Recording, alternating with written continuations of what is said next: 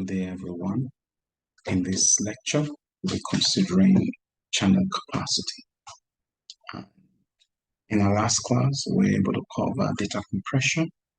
There we also covered some optimal codes, and then also mentioned that for a code to be uniquely decodable, it must satisfy the Kraft-Macmillan inequality. Then we checked out the difference between the Hoffman coding scheme and the Shannon-Fano-As coding scheme, and so that the Hoffman coding scheme seemed to be more optimal, let's put it that way, for source codes. And now we want to investigate channel capacity, which is the other extreme in terms of defining the limits between data compression and the transmission rate. And as such, to ensure error-free transmission over the channel, soon we'll see that it will be necessary to design channel codes.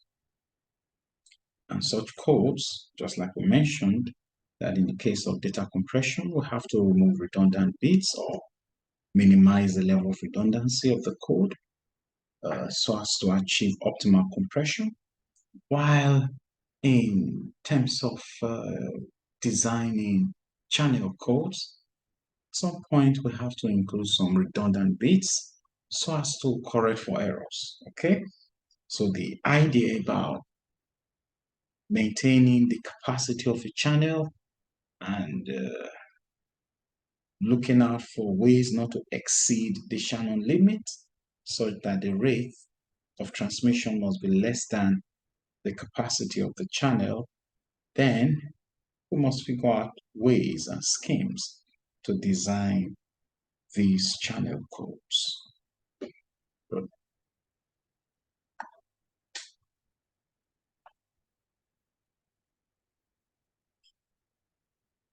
So we can therefore say that channel capacity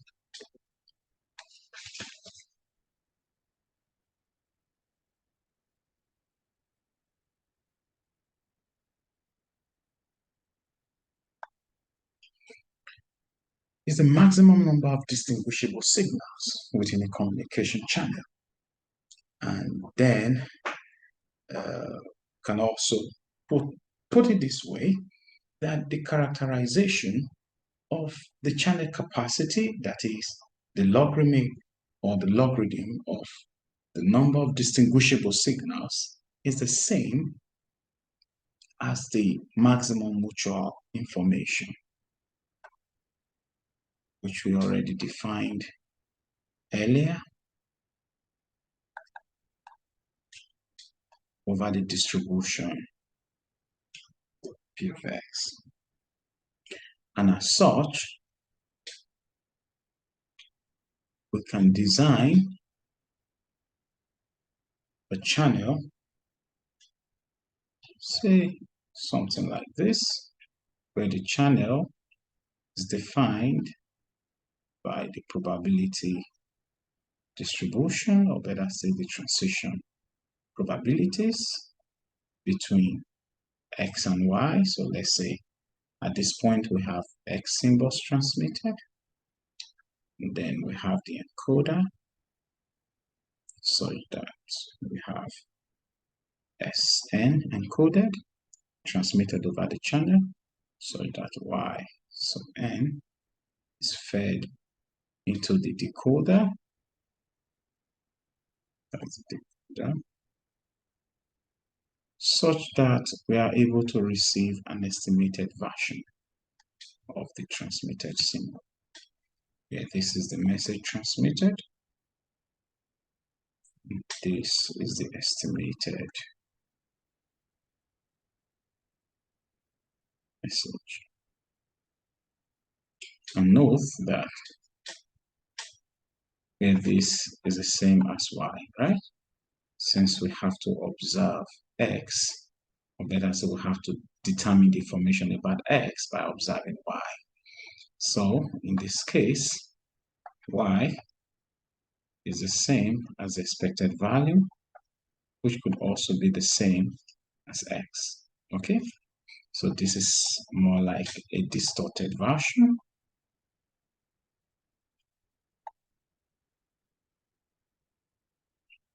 of the message signal, but this is undistorted.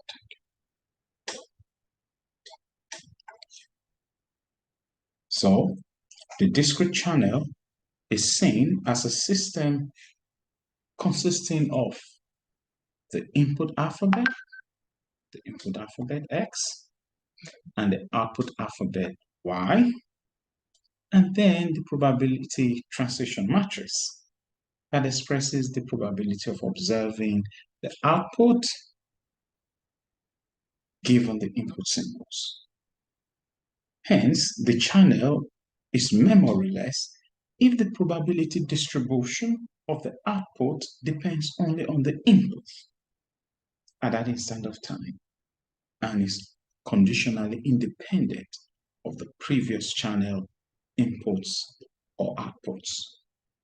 More like what we talked about, or better still, more like describing a Markov chain. So we can therefore say that the information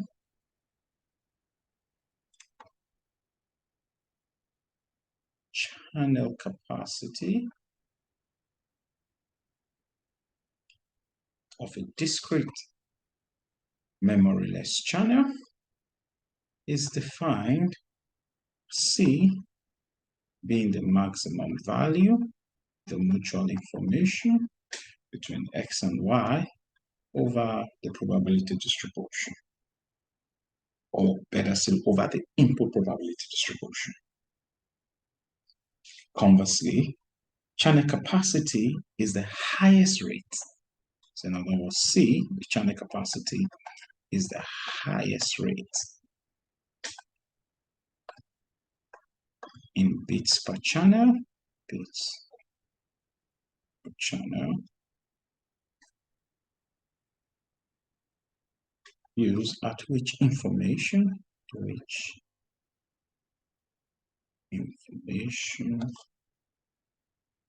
can be sent with an arbitrarily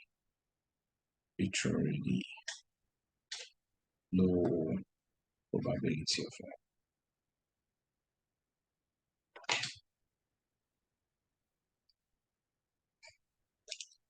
So in other words, if after encoding this message symbol and the probability of error of transmitting over this channel is high, then the signal or the message received will be highly distorted. And we want to minimize that. So we want to ensure that the probability of error is as small as possible. Hence, according to Shannon, or better still, according to Shannon's theorem, the information channel capacity is seen to be the same as the operational channel capacity.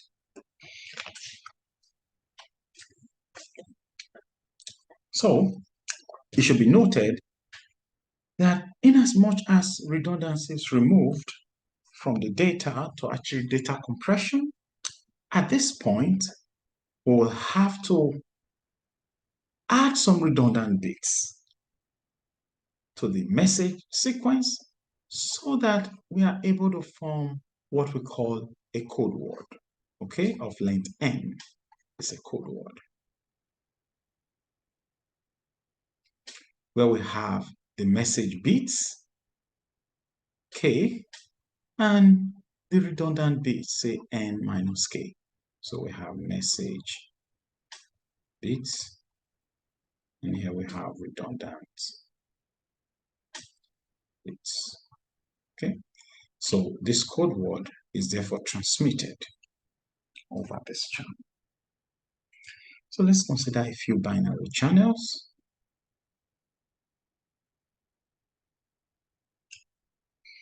and the first of which is a noiseless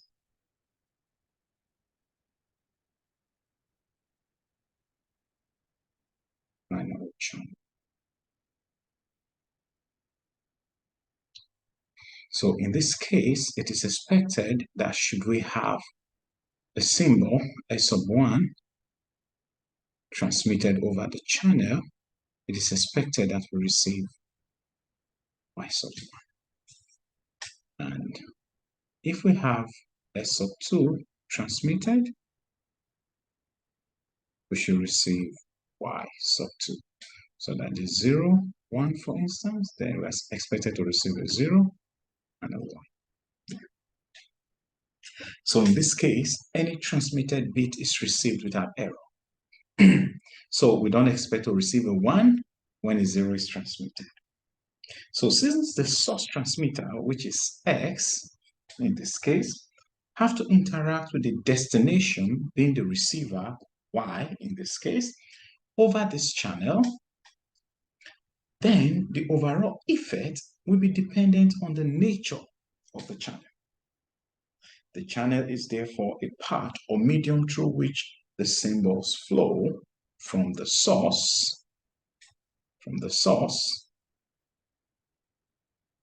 to the destination.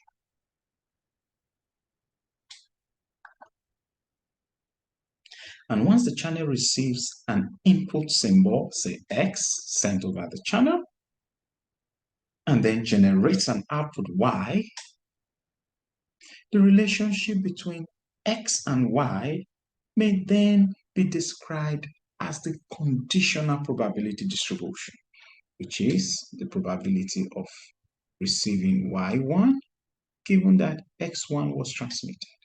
And the same for this, the probability of receiving Y2 given that S2 was transmitted.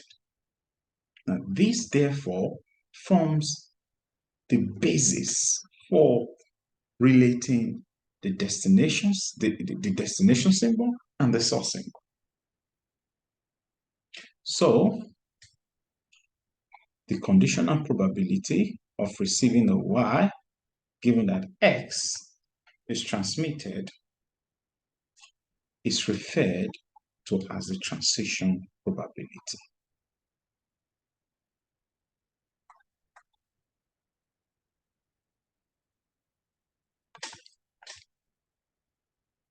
And in this case, the channel matrix can therefore be given as the conditional probabilities.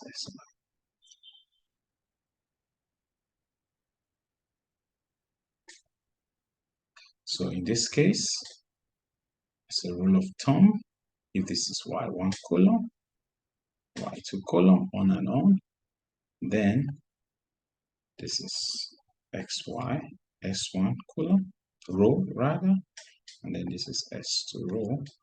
Then here we'll have the probability, the conditional probability of receiving Y1, given that X1 was transmitted. Then this will be the probability of receiving Y2, given that X1 was transmitted. This will be the probability of receiving Y1, given that S2 was transmitted. And then this will be the probability of receiving Y2, given that S2 was transmitted. And in this case, the probability of receiving Y2, given that X1 was transmitted, is non-existent because there is no noise in this channel. So this is 0. And the probability of receiving a Y1 given that S2 was transmitted is also non-existent in a noiseless binary channel, so it's 0. So hence, for the noiseless binary channel, the transition matrix is given as probability of Y1 that X1 was transmitted 0, 0, 2, 4, 2, and that S2 was transmitted.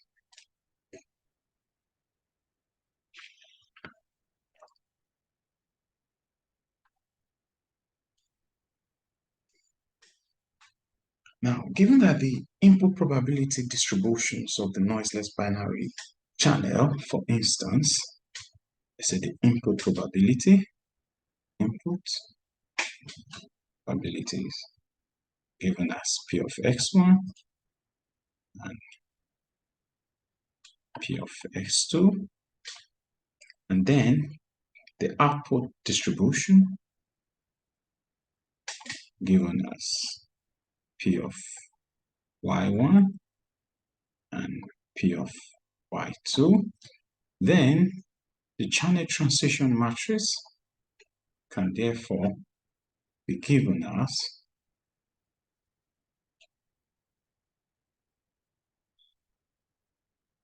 P of y1, P of y2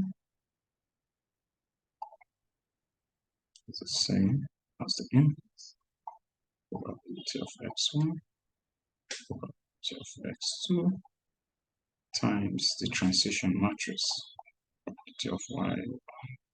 This one is transmitted 0 and the 0 is probability of y2 is transmitted.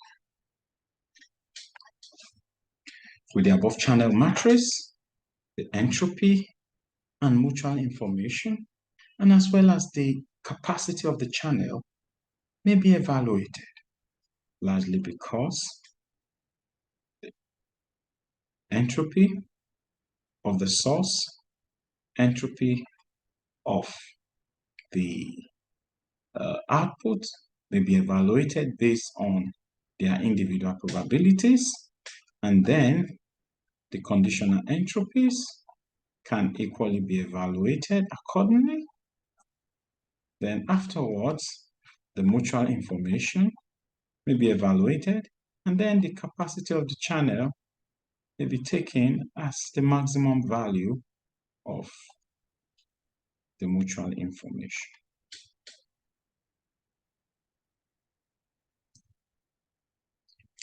And also note that one error-free bit may be transmitted per use for this channel, and hence the capacity is the same as 1 bit, such that the information channel capacity for the noiseless binary channel is the same as the maximum value of the mutual information, which is the same as 1 bit, which may be achieved by using the probability distribution of x given as half. That is, P of x1 is equal to P of x2 is equal to half. So let us consider another channel, the noisy channel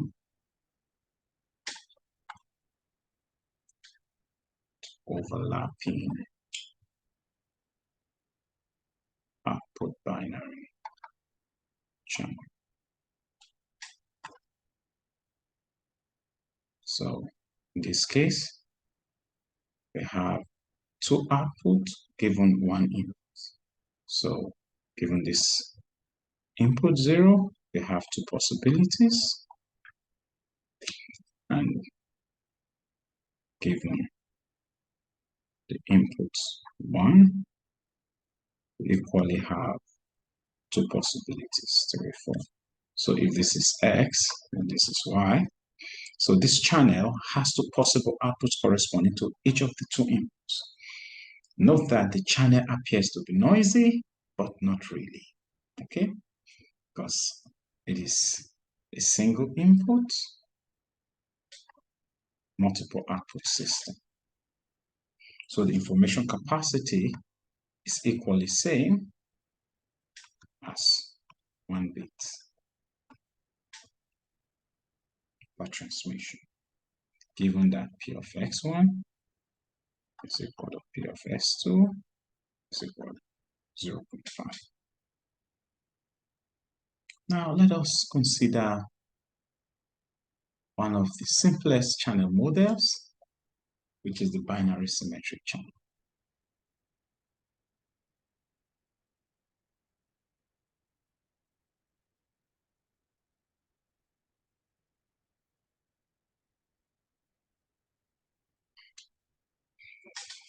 Now, this is a channel in which it is possible to transmit 1 bit per unit of time. And since the possibility also exists that the output bit may not be the same as the input bit, the channel is said to be unreliable. And now we have a model that looks something like this, taken from the Noiseless model. Okay. So let's say this is X1, this is Y1, this is S2, this is Y2. Okay, such that this is the probability of receiving a Y1 given S1 was transmitted. This is also the probability of receiving a Y2 given that S1 was transmitted. But what if we receive Y1 when S2 is transmitted? That becomes a noise, okay? So that this is the probability of receiving a Y1 given that S2 was transmitted, okay? And also, there is another possibility of receiving a Y2, probability of receiving a Y2 given that X1 was transmitted. Hence, the probability of receiving a Y2 given that X1 was transmitted and the probability of receiving a Y1 given that S2 was transmitted are symbols or denote the distribution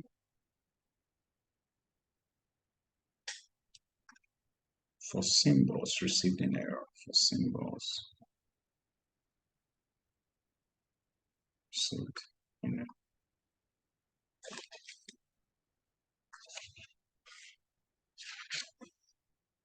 Now the channel matrix follows directly such that given that the probability, the output probability of 1,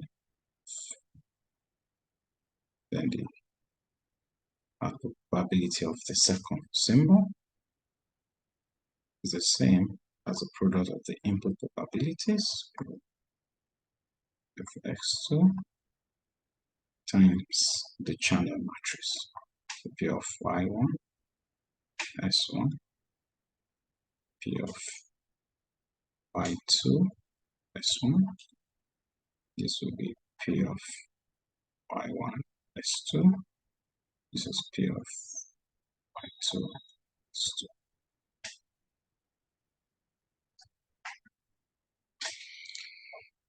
The binary symmetric channel is so called because the probability of receiving a 1 when a 0 is transmitted is the same as the probability of receiving a 0 when a 1 is transmitted.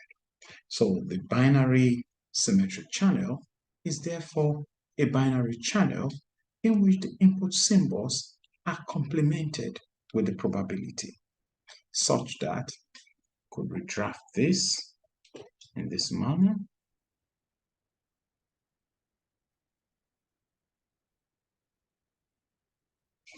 That this is a 0, expected to receive a 0 here. This is a 1, expected to receive a 1 here. So this is 1 minus the probability.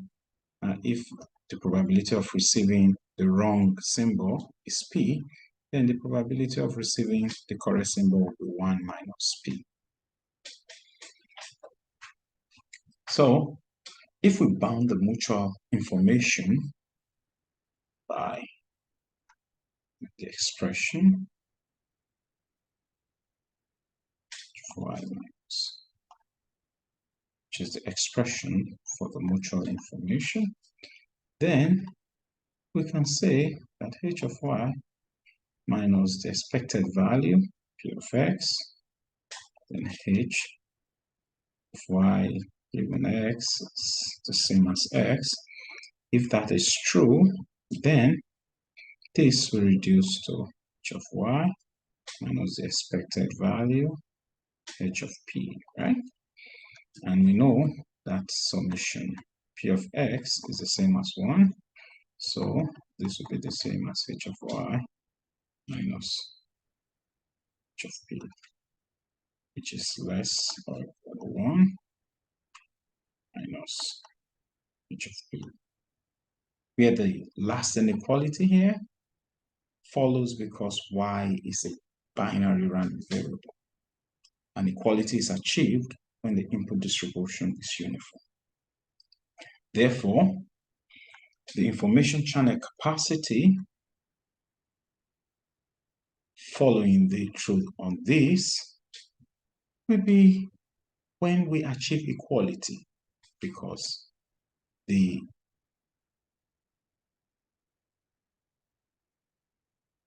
infimum of this mutual information will be when it is equal to 1 minus H of P, such that the capacity is the same as the maximum value of the mutual information, which is the same as 1 minus H of P.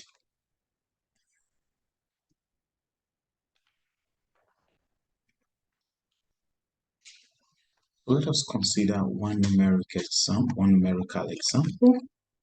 So if we have the channel matrix given in this form,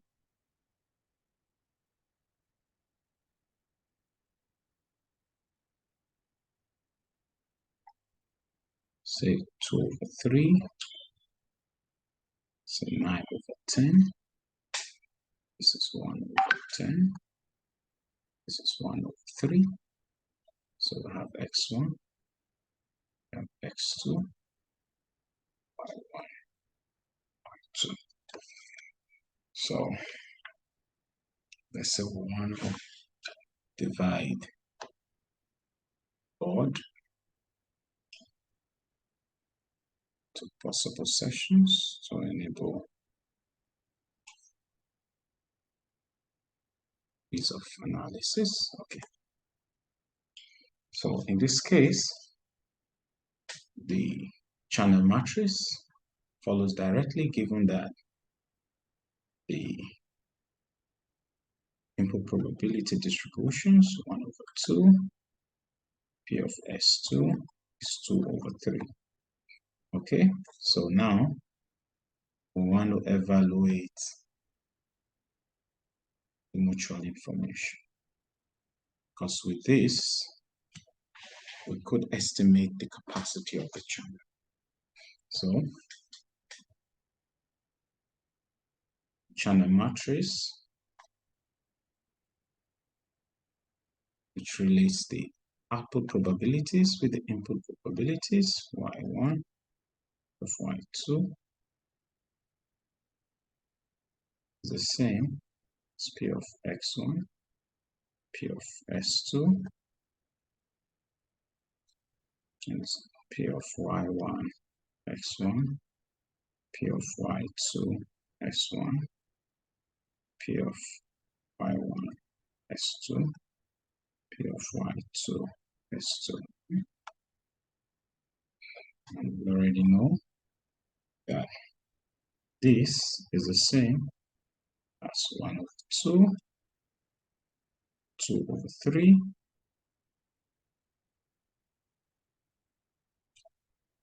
then probability of receiving y1 when s2 is transmitted is 2 over 3. The probability of receiving y2, given that x1 was transmitted, y2 is 1 over 3. Probability of receiving y1, given that s2 was transmitted, is 1 over 10. And the probability of receiving y2, given that s2 was transmitted, is 9 over 10. So with this, we can multiply through where half times 1 over 2 times 2 over 3 plus 2 over 3 times 1 over 10 will give us 13 over 45, and 1 over 2 times 1 over 3 plus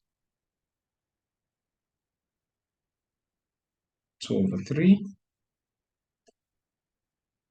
times 9 over 10. Now give us 32 over 45. Okay, this is 1 over 3, okay? This is 1 over 3. Sorry, yeah. 1 over 3, 2 over 3, okay? So hence, P of y1 is the same as 13 over 45, and P of y2 is the same as 32 over 45. Okay? Given that P of x1 is the same as 1 over 3, and P of s2 is the same as 2 over 3. Now, we know that the mutual information is the same as the source entropy minus the conditional entropy of x given y, and then it's also the same as the output entropy minus the conditional entropy of y given x. So hence we'll have to evaluate these parameters, and we know that source entropy is the same as the expected value of log 1 over p sub I, right? And now we know the values of p of x, so this will be the same as 1 over 3 log 1 over 1 over 3 plus 2 over 3 log 1 over 2 over 3. And this will be the same as 1 over 3 log 3 plus 2 over 3 log 3 over 2. And this will give us 0.9182 bits per symbol, right? And now h of y follows directly also. So y log 1 over ui.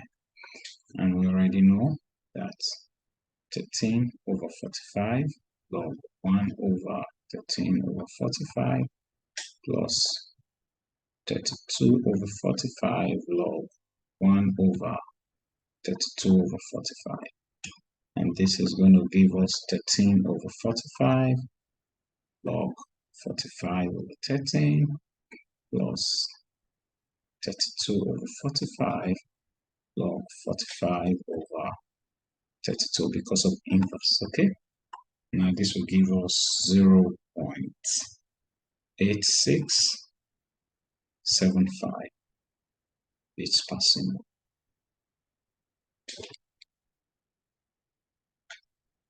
Now we need to evaluate the conditional entropies. Okay. But we know that the conditional entropy h of x given y is the same as the difference between the joint entropy and the output entropy, or the difference between the joint entropy and the input entropy or source entropy. For this is y. And by this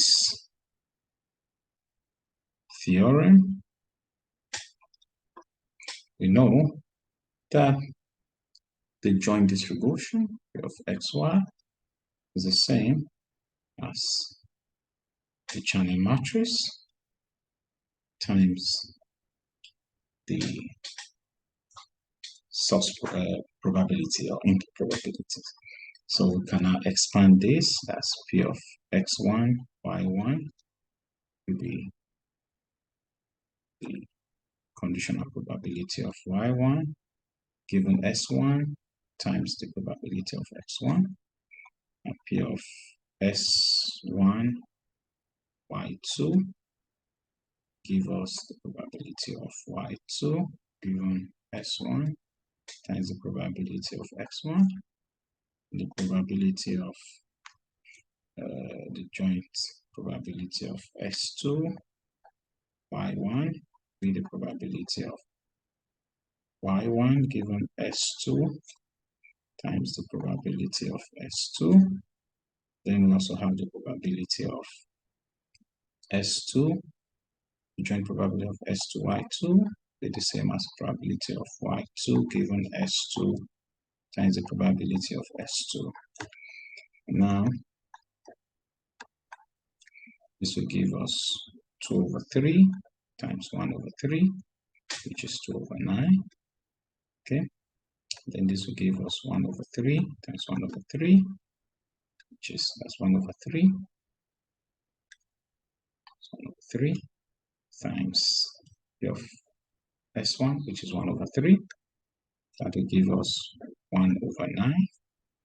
Then this also gives us 1 over 10 times 2 over 10, which is 2 over 30. Then this will give us 9 over 10 times 2 over 3, which will give us 1830. Now,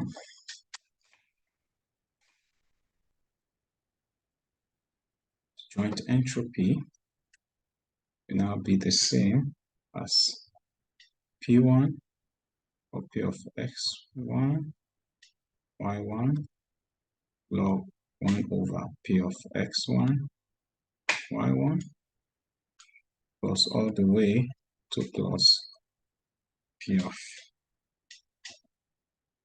s2 y2 log 1 over P of s2 y2. Okay, then that will give us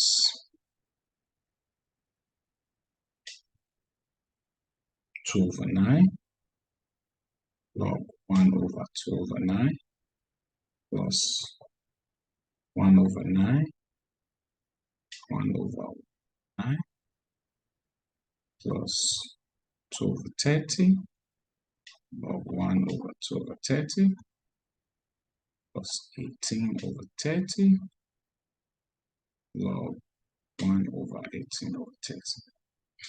Then this is going to give us our joint entropy as 1.5365 beats per symbol. Hence,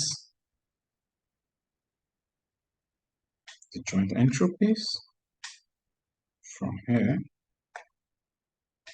no, as the mutual information, the joint entropy from here can now be given as 1.536, is this, right? Minus 0.8675, which is the same as 0.669 bits per symbol, right? And then h of y given x, that is this now, will give us 1.5365 minus 0.9182, which is going to give us 0.6183. This per symbol. Okay. So I think now we can evaluate the mutual information. Now that we have all the values, so mutual information will be the same. For this, that will be 0.9182 that is this, minus 0.669,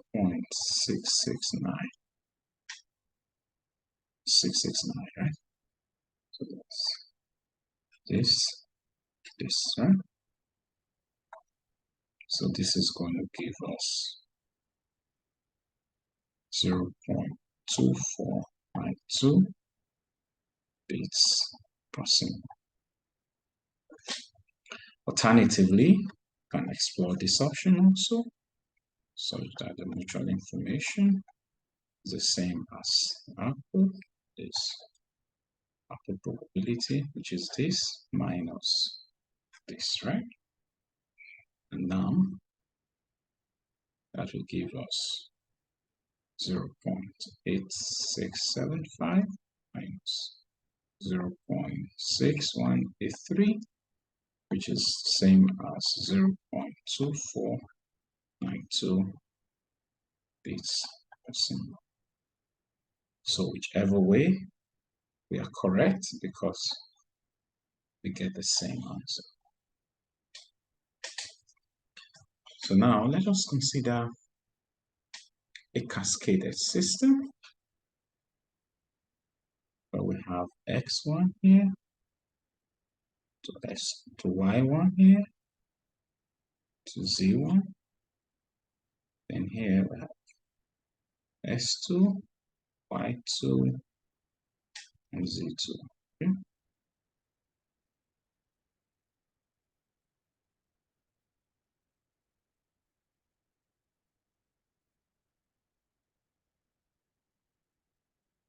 Have x1, s2, z1, z2. So let's assume we have the probability distributions 0.8, 0.8, 0.8, 0.8. Then the arrows moving from the input to the output, right? Okay. And let's assume all of these are 0, 2.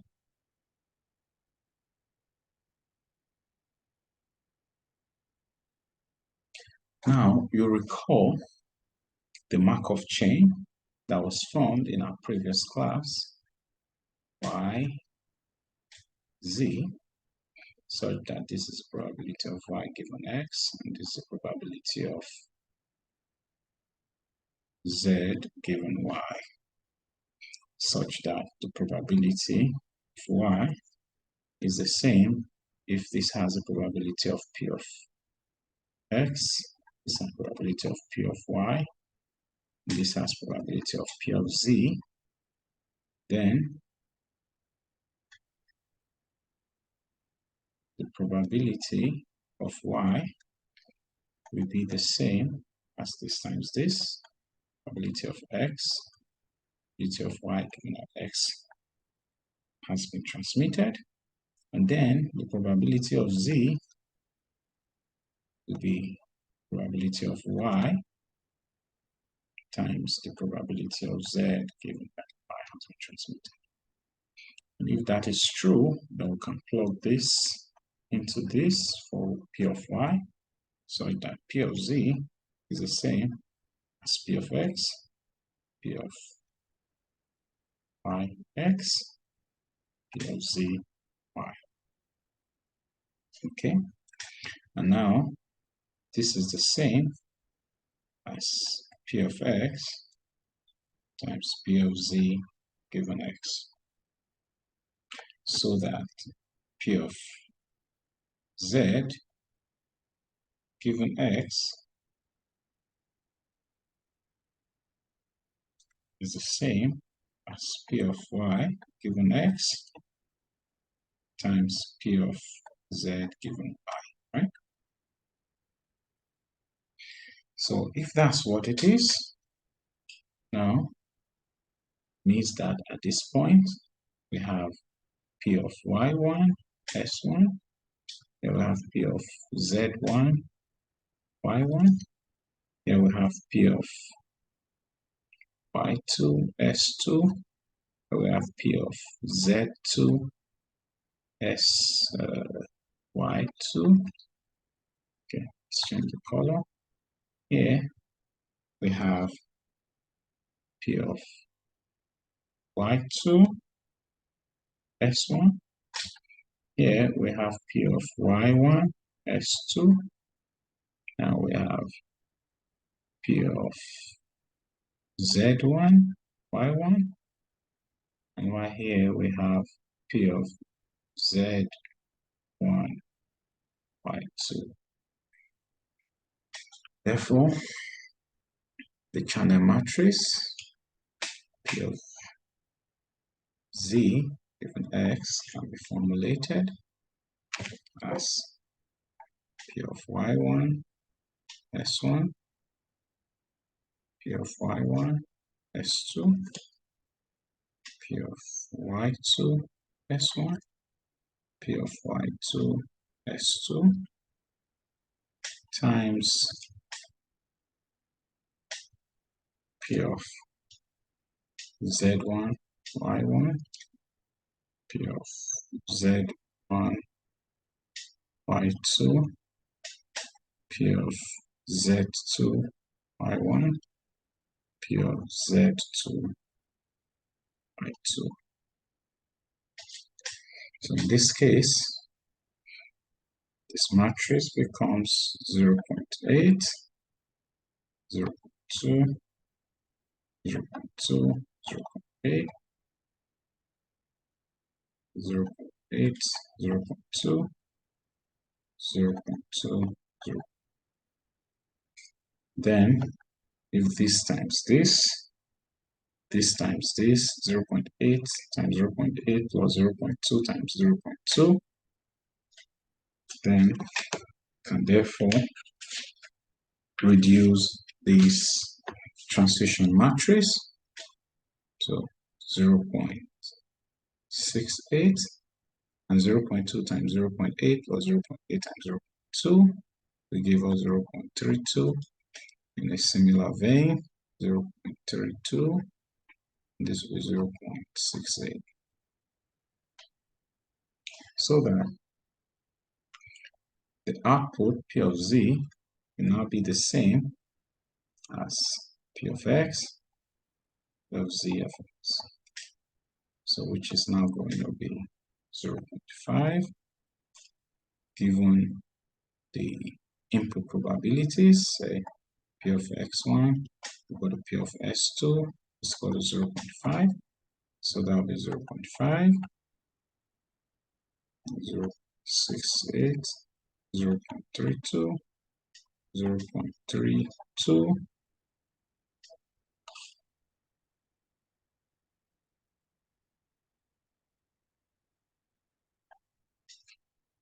0.68. Okay, and once again, with this, we see that the output probability is P of Z is the same as 0.5, 0.5. So P of Z1 is equal to P of Z2 is equal to 0.5. So with this, once again, we can estimate the source entropy, the output entropy.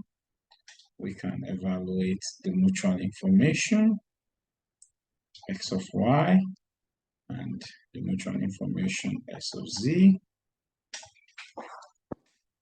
Then we can equally estimate the channel capacity, C, which maximizes the mutual information.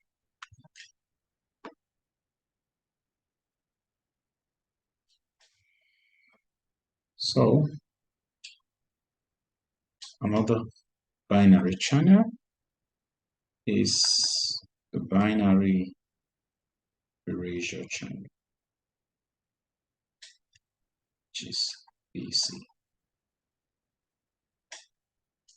So in this case, we observe that we have two inputs with three outputs. Say 0, 1. Here we have 0, and a 1. In this case, there's an error. So if we say 1 minus alpha, alpha, alpha, 1 minus alpha. So the binary erasure channel is the analog of the binary symmetric channel in which some bits are lost rather than corrupted. Okay? That's what we've got here. So in this case, in this channel, a fraction of alpha of the bits are erased completely. So the channel knows which bits have been erased, such that the binary erasure channel has 2 inputs, x, and 3 outputs, y.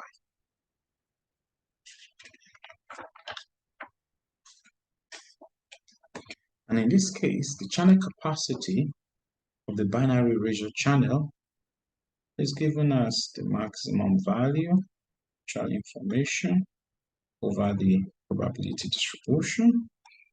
This also can be given as a maximum value of h of y, so h of y given x, then of x, which is the same as maximum value h of y, being that a part of the bits have been erased, minus h of 4 x. So if E is an event, say y being the same as E, using the expansion, we can now say that h of y is the same as the mutual, as the joint entropy, rather, between y and E, which is h of E plus h of y given. And if the probability of x is the same as 1, for instance,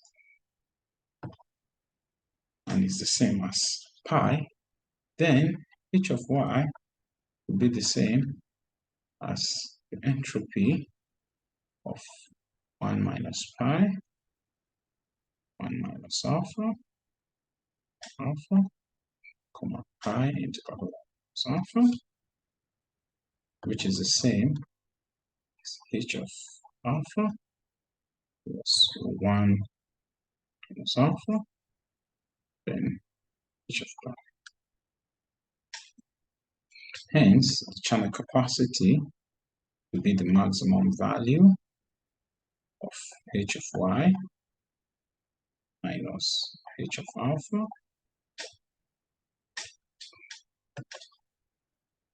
x, which is the same as the maximum value over the pi distribution. And we have 1 minus alpha h of pi plus h of alpha minus h of alpha. So this will get rid of this. Then the channel capacity is seen to be the same as the mass 1 minus alpha h of pi, which is the same as 1 minus. So let's consider one example.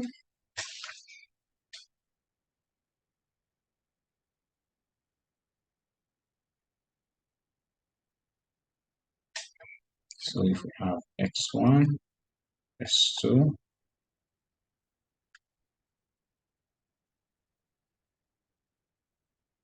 we have y2, y3. This is 1 minus p, this is p, this is p, this is 1 minus p. Now assume p is the same as 0.2, and then p of x1 is equal to p of s2, equiprobable, same as 1 over 2. Then we could estimate the values of p of y1, p of y2, p of y3. We know that this is the same as the probability of receiving a y1 given that x1 was transmitted. This is the probability of receiving a y2 given that s1 was transmitted. The probability of receiving a y2, s2 was transmitted, and this is the probability of receiving a y3 given that s2 was transmitted. So hence, transition matrix now be the same as probability of y1 that was transmitted, probability of y2 given that s1 was transmitted, probability of y3 given that s1 was transmitted, probability of y1 s2 was transmitted, probability of y2 that s2 was transmitted, and probability of y3 that s2 was transmitted. So in this case, we know that this is equal to 0.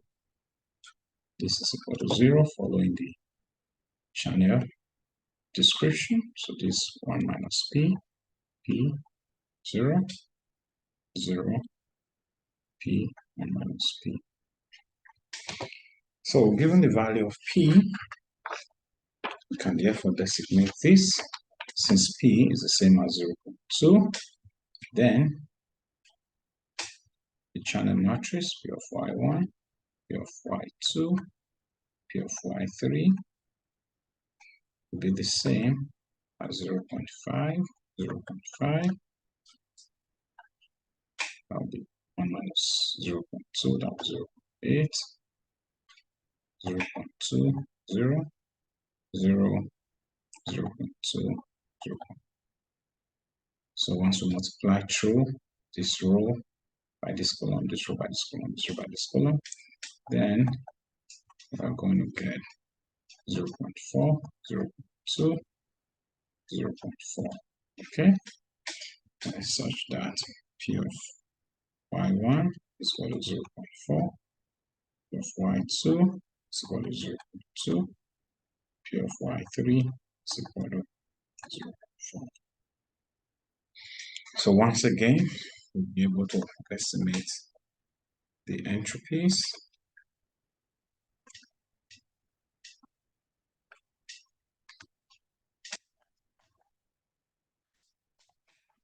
and the mutual information. And if we intend to maximize this, say C equal to the maximum value of I of x, y, then we may have to express them in terms of P such that this will be the same as the P, which should be equal to 0. Okay, that is, let's designate this properly.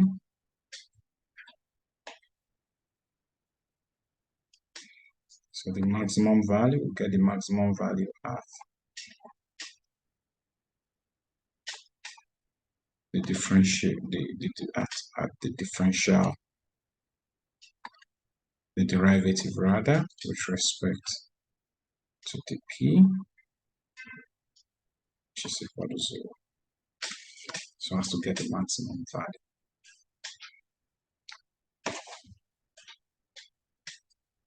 Good. Well, it is to be noted that a channel is said to be symmetric if the rows of the channel transition matrix are permutations of each other, and the columns are also permutations of each other. So a channel is said to be weakly symmetric if every row of the transition matrix is a permutation of every other row, and all the columns sum are equal to 1. That is, the sum of transition matrix X is equal to unity. Okay, that will say it is weakly symmetric. And for a weakly symmetric channel, we have that the capacity is the same as the log the output symbol minus h of the row of transition matrix. Okay. And this is achieved by uniform distribution on the input alphabet.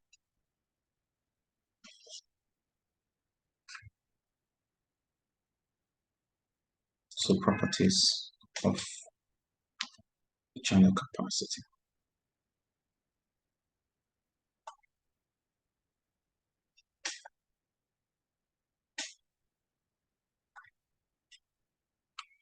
Now, since the mutual information is always non-negative, then the channel capacity is always non-negative.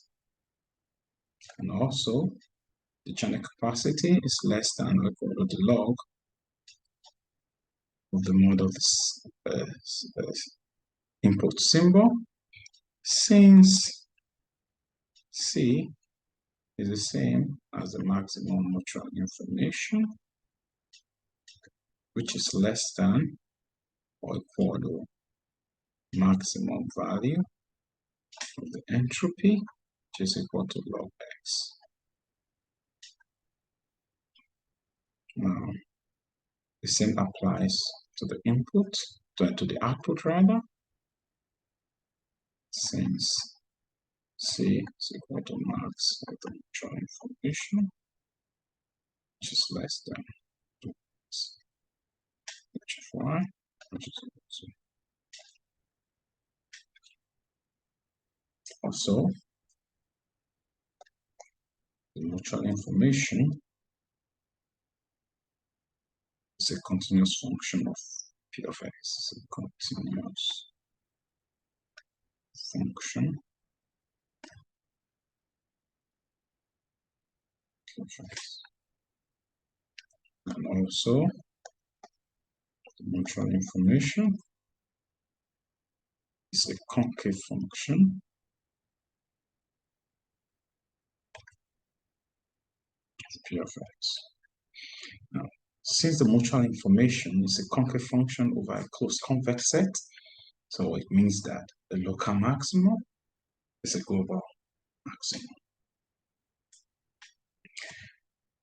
Following from what we've been able to cover so far, we can now make a formal statement for the channel coding theorem.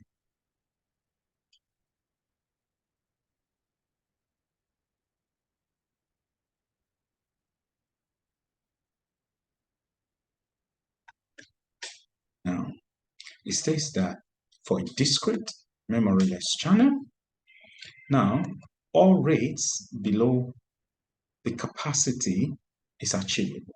That is R less than C is achievable. Specifically, for every rate that is less than the capacity, there exists a sequence of 2 to the power of nr encodes with maximum probability of error, maximum probability of error tending to some value that is 0. And conversely, any sequence of 2 to the power of nr codes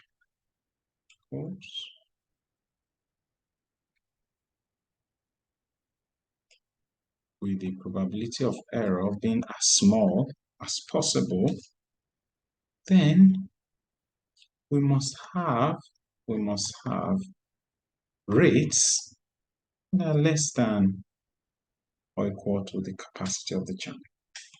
So in other words, the channel coding theorem promises the existence of block codes that will allow the transmission of information at rates below the capacity with an arbitrarily small probability of error if the block code length is large enough.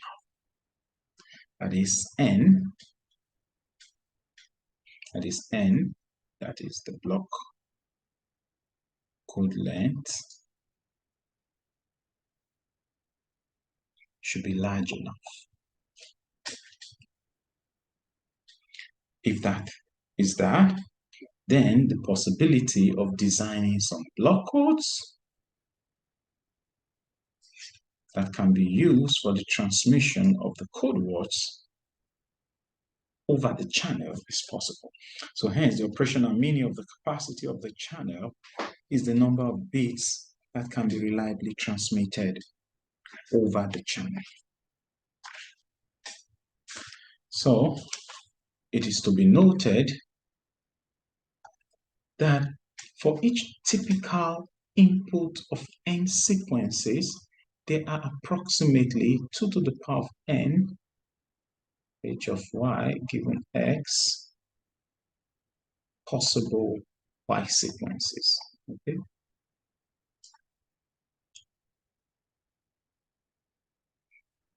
This is for n sequences, right?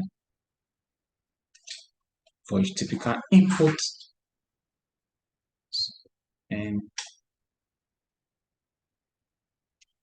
input sequences, they are approximately 2 to the power of n h y given x y sequences, which are equally likely.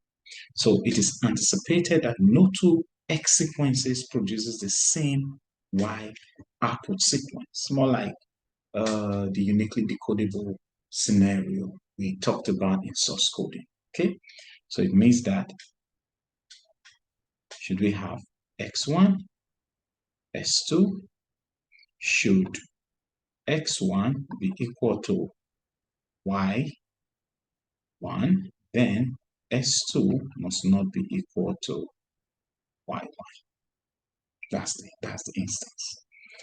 Should we have this code or the sequences of y in terms of x? Else, it will be difficult to decode x, or better still, to decide which x sequence was transmitted. So the total number of possible typical y sequences is therefore approximately 2 to the power of n h of y. This set has to be divided into the sets of size 2n h of y given x. That's corresponding to the input x sequence. Therefore, the total number of disjoint sets is less than or equal to 2 to the power of n h of y minus h of yx, which is the same as 2 to the power of n trial information.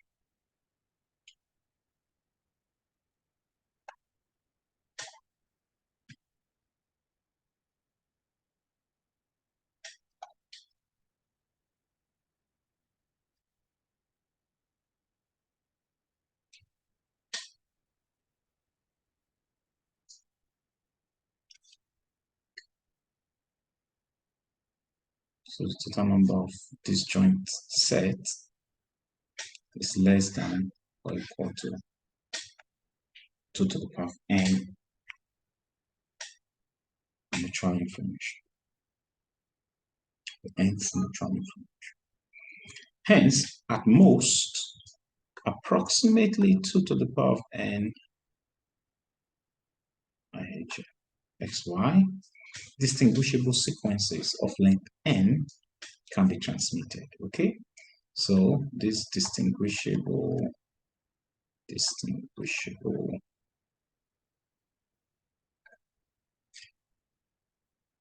sequences of length n can be transmitted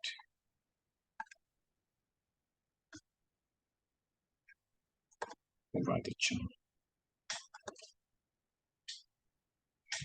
So let us consider a discrete channel denoted by the input distribution, the channel matrix, the channel transition probabilities, and the output distribution. Okay, so we have a discrete channel described by this, which consists of two finite sets, that is x, y, and a collection of the probability transition matrix.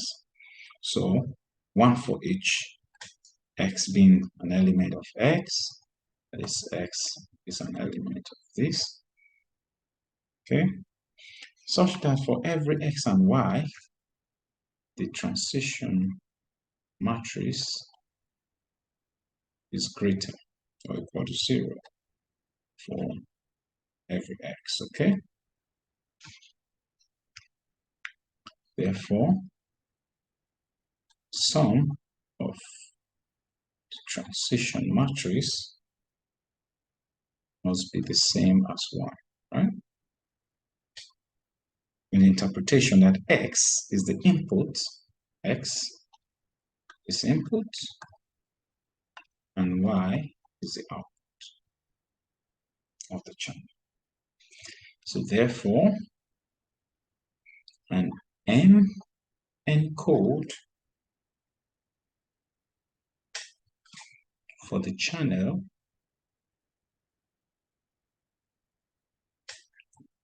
given as described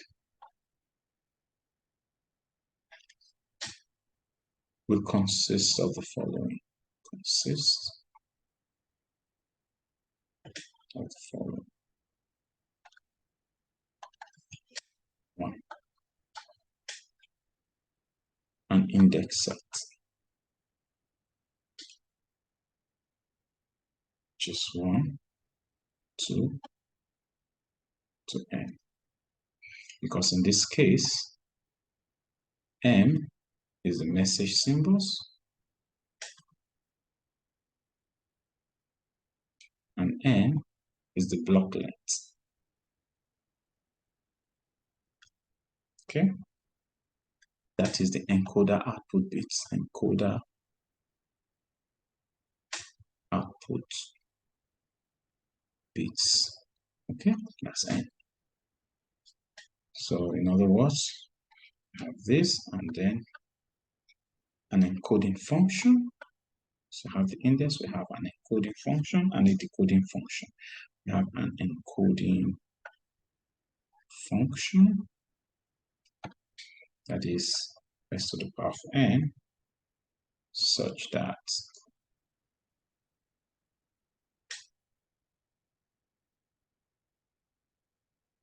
one, two, all the way to m tends to s to the power of n, yielding code words, yielding code words xn of 1, xn of 2, all the way to Sn of n. And don't forget that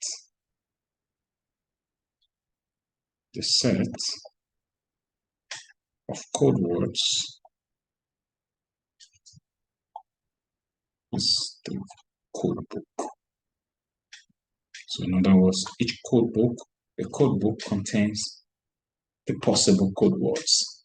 And usually the code book is known by the transmitter and the receiver. Okay, and then third thing here is a decoding function.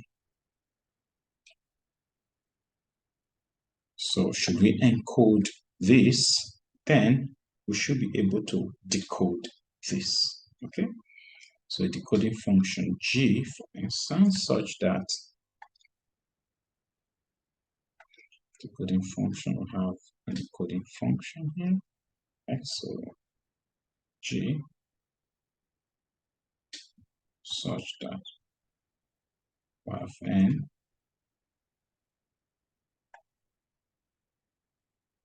we generate our message symbols, which is a deterministic rule that assigns a guess to each possible receipt vector.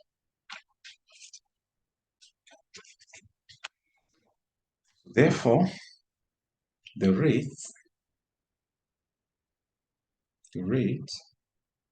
of an MN code is given by R in the ratio of the message symbol to the block length, which is in bits per transmission.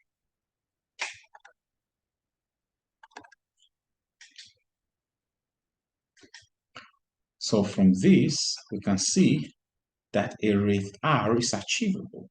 Okay, a rate R is said to be achievable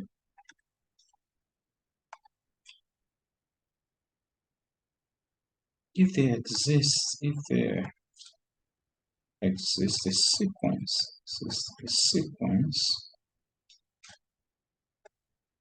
of 2NR codes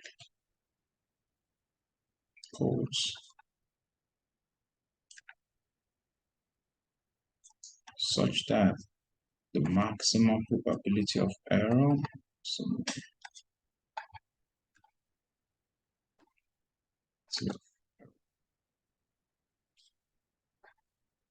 becomes as small as possible, which is 0, as the block length increases.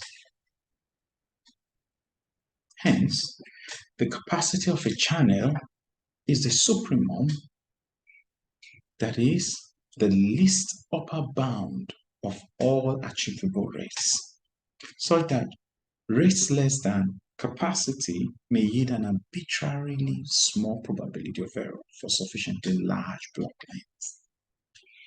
So now, it is to be noted that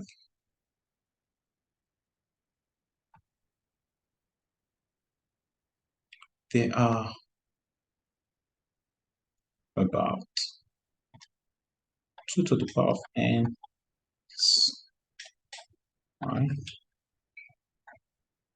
distinguishable signals,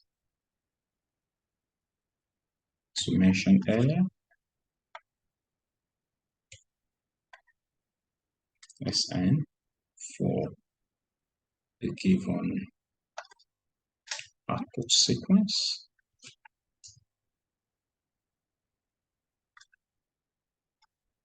Okay. Also, for the output sequence, so then there are about 2 to the power of n h of x given y, like we mentioned earlier, conditional, typical,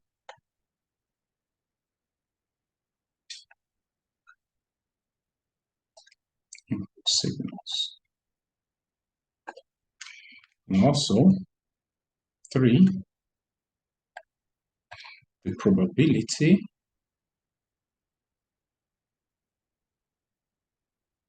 that some randomly chosen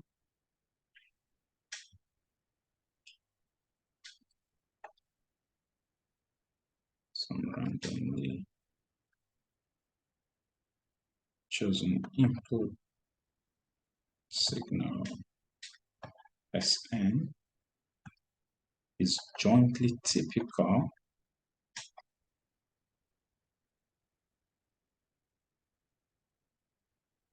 with y. So n is about 2 to the power of n h y divided by 2 to the power n h. Okay. this suggests that we can choose about, so this suggests that we can choose about 2 to the power of n, show information y, code words, Sn,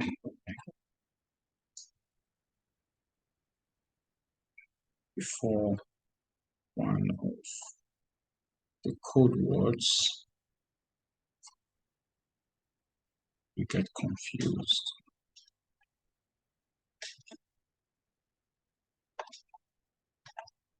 The code word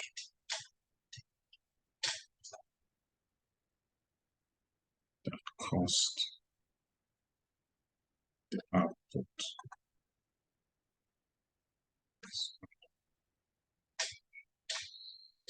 So, in order to achieve an optimal communication process, the encoded and transmitted code word must be decoded with minimum probability of error. That is, given X at the output, we should be able to decode X such that the probability of error tends to 0. And don't forget, we have a sufficient condition that there's also the possibility for this when the block length becomes sufficiently large. Hence, decoding X such that we get an estimated value or the exact value could either be by, so decoding X could either be by 1, joint typicality decoding, typicality decoding, or better still, maximum likelihood.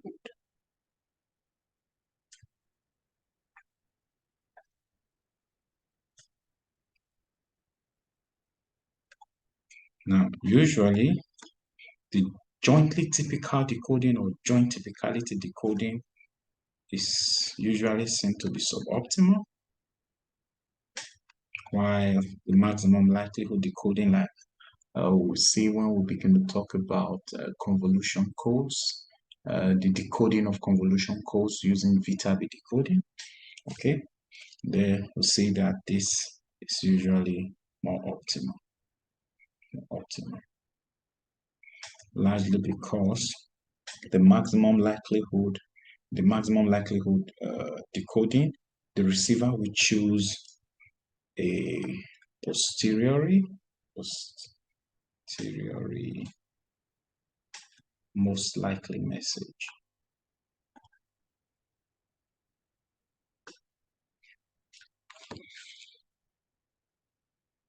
Okay, so now let us consider the joint typicality decoding.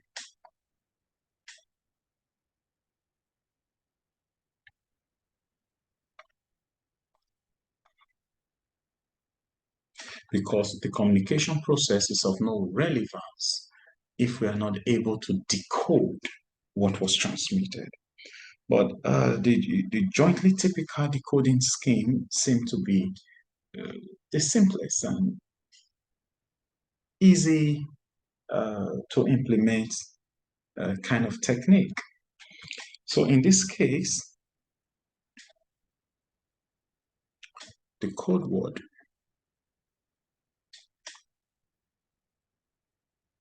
that is jointly typical with the received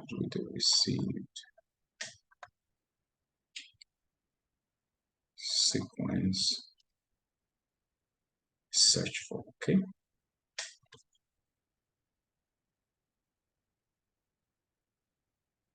from the code book.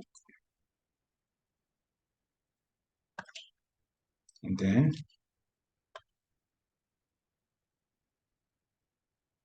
if a unique code word satisfying this property is seen, then it is declared to be the transmitted code word.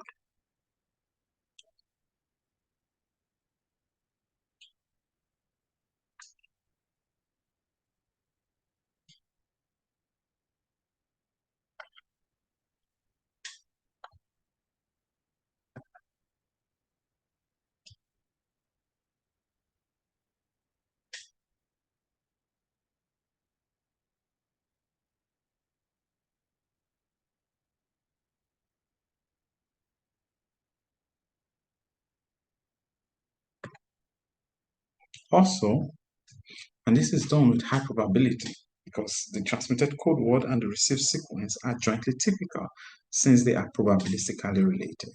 Okay? The transmitted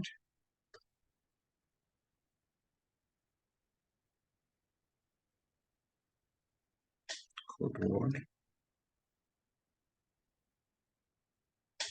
the received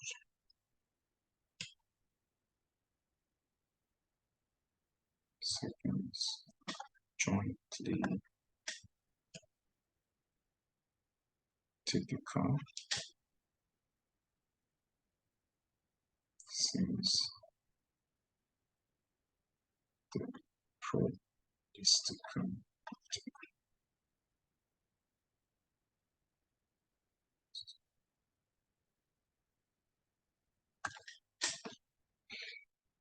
So it is to be noted that the probability that any other code word looks jointly typical with the received sequence is 2 minus ni.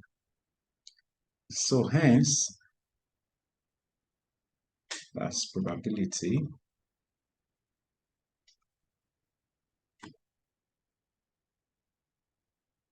that any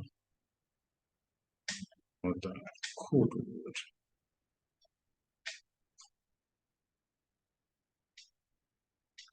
looks jointly typical.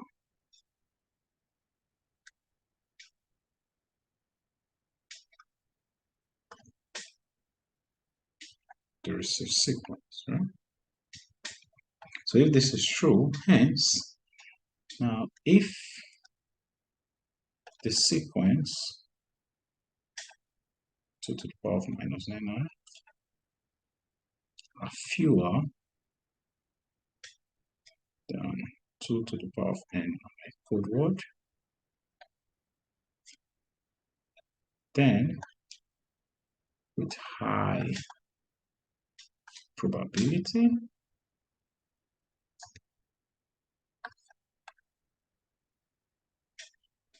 there will be no other code word.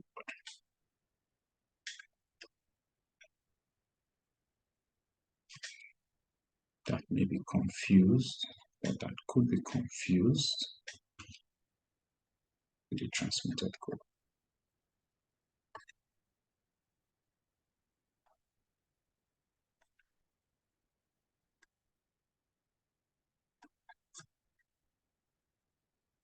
And the probability of error, very small. So despite the fact that the joint typicality decoding is suboptimal, it should be noted that it actually achieves all rates below the capacity.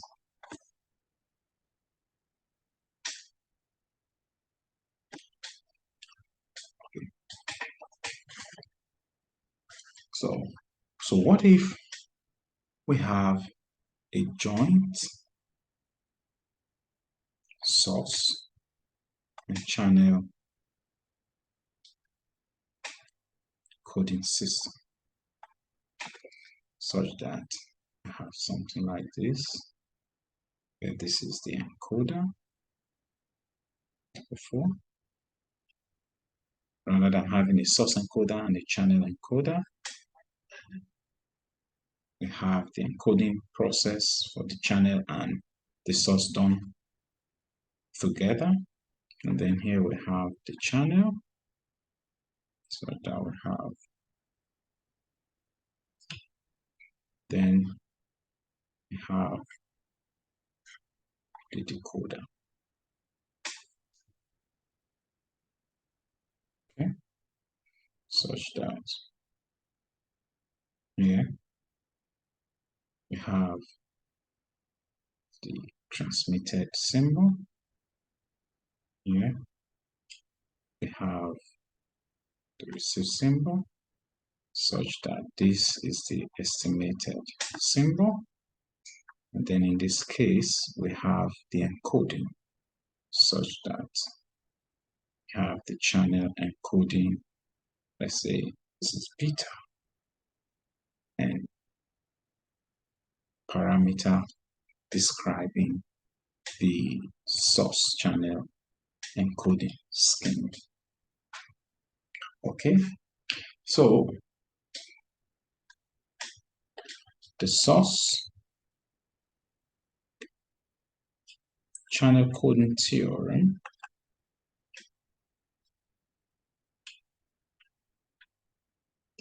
states that if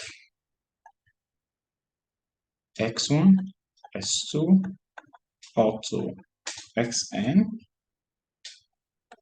is a finite alphabet,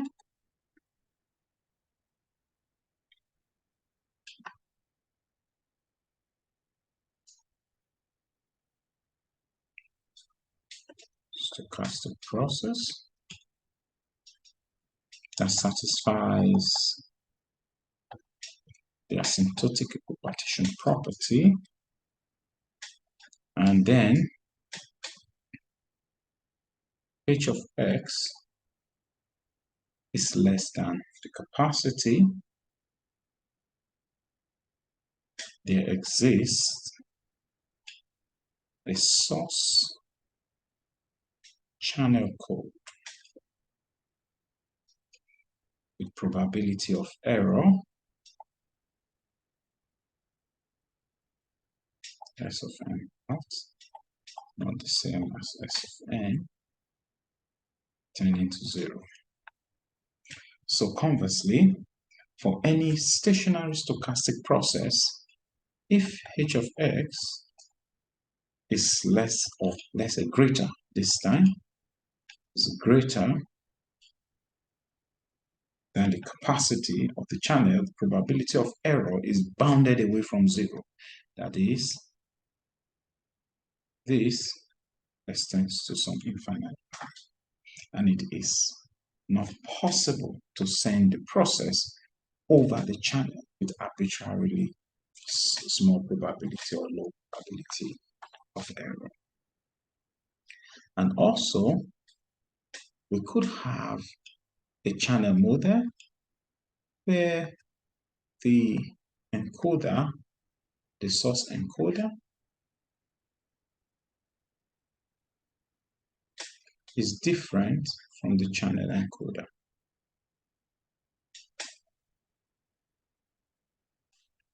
So this goes through the channel. Yes, channel matrix, yes. And then this comes to the channel decoder. Then this comes to the source decoder. Then we have, okay. So just like we had before, this is accent. Then this is going to be estimated value. Then from the channel encoder, now have Sn beta n. Okay. So the source channel separation theorem for this now leads to the source channel separation. So the source channel separation theorem shows that the source that is the source code and the channel code, may be designed separately, and their results may be combined to achieve the optimal performance. So in order to achieve optimal codes that will achieve rates less than the capacity of the channel with arbitrarily small probability of error, such codes capable of minimizing the probability of error must therefore be designed, meaning these channel codes should have the capacity for error correction. Okay? So if the channel codes have the capacity for error correction, then there's every possibility that the probability of error will always tend to some arbitrarily small value. Hence, rates below the capacity may be achieved. And some of the codes that are able to achieve these error correcting capabilities are the block codes and convolution codes. So we know that the block codes are used to map a block of information bits onto a channel code word, and there is no dependence on past information bits for the block codes. While for the convolution codes, there are codes where each output block depends not only on the current input block, but they also depend on some of the past inputs. So in other words, in our subsequent lectures, we'll be talking about some of these codes and most likely see how they are designed and how their algorithms work. So summarily, all we end up seeking to do, or we seek to do rather, in terms of enforcing or enhancing or upholding the ideology behind the information theory and coding is to design efficient error correcting codes. I want to believe this is a good place to stop. Hope to see you some other time. Bye.